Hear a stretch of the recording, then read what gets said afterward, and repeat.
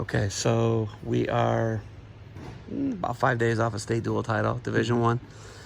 You guys knock off Brecksville in the final. You beat Kaufman in the semi. Walk me through the Kaufman duel. First thing, it was a really good duel in December. Yeah, I mean we were missing some guys early. I mean everyone does. It's been a wild year, so just kind of navigating through that. But we finally got our full team back, and I mean they got competed. We finally, and Coach Heff's a wizard when it comes to peaking at the right times, and it showed because our kids really came out that Saturday and were just looking to kill people. It was awesome. Well, like the thing that really got me about this is you guys treated it just like you've treated all the other state duels. You peaked for it like it was a state tournament, right? You weren't like, oh, this is the coaches are putting this on. The OHSA is not putting it on, so it's not as important. It was just as important.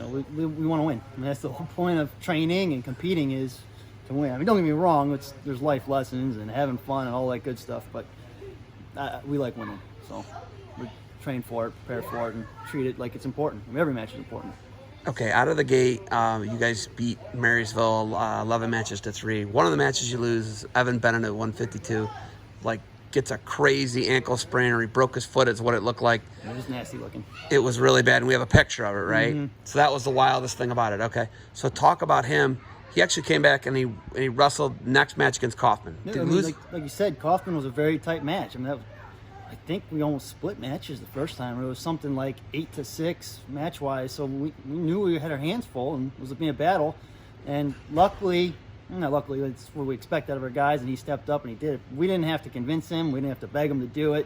We didn't even talk about it. He was just like getting his ankle iced for a second, did a little therapy with his old man, and he had his singlet on, ready to wrestle without us having to say anything. So he knew the team needed him. He stepped up and he got on and off the mat. Quick bonus points and rested the ankle for his big match next round. Yeah, so next round he wrestles Victor and holds Victor to a regular decision. Yeah.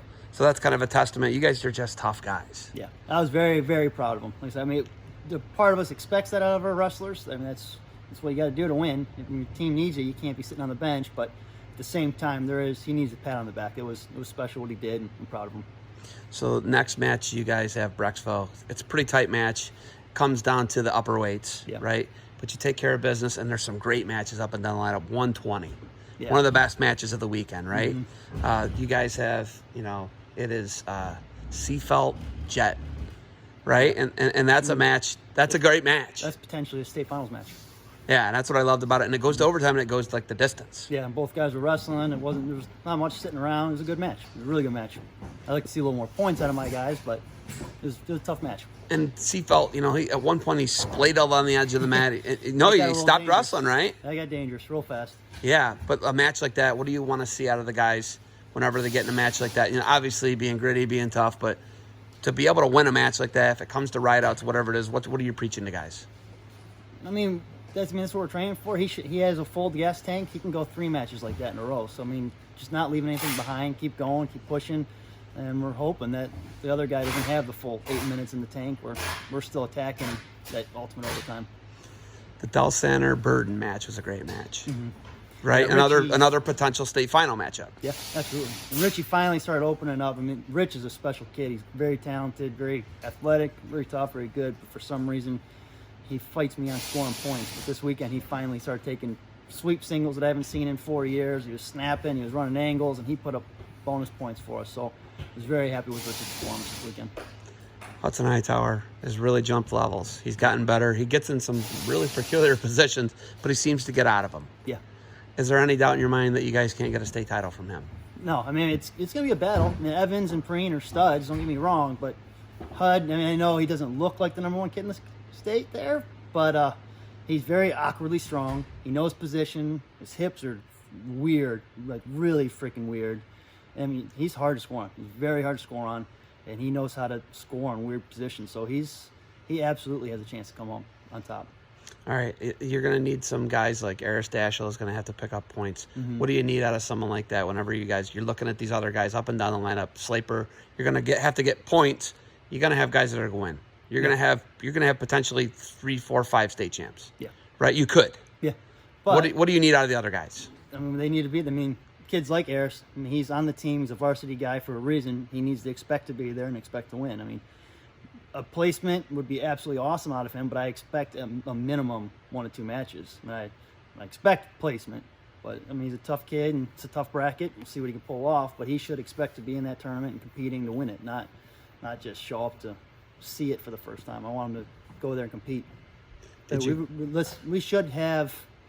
I mean, we could squeak all 13, 14 kids through. I mean, there's no reason why we shouldn't have almost a full lineup at the state tournament this year.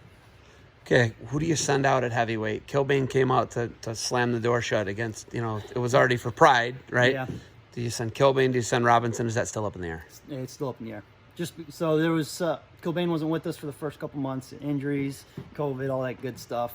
So he didn't show up into the room about a month and a half ago. So as much as we hate doing wrestle-offs this late in the year, that spot, and both guys are working hard. Both guys have earned the spot, but unfortunately, you can only send one guy, so we'll have to figure that out here in the next week or two. Okay, Patty's going to do Patty things, right? And Patty just knows. I don't even think you guys got to say anything to him. Yeah, I don't do much. Just let him go. Take the leash off, let him go maul something.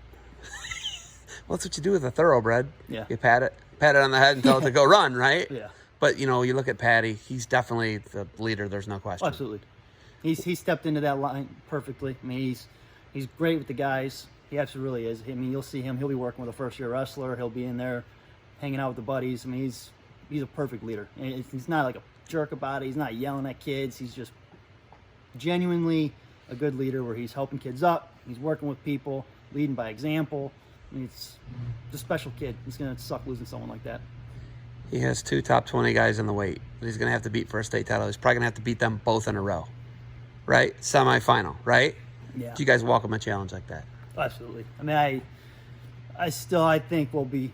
When we saw what he did to the number 2 kid in the country this past summer at who's number 1. So I'm expecting Patty to still bonus point his way through that tournament. I mean, don't get me wrong; those kids are tough high school kids, but Patty's on a whole different level.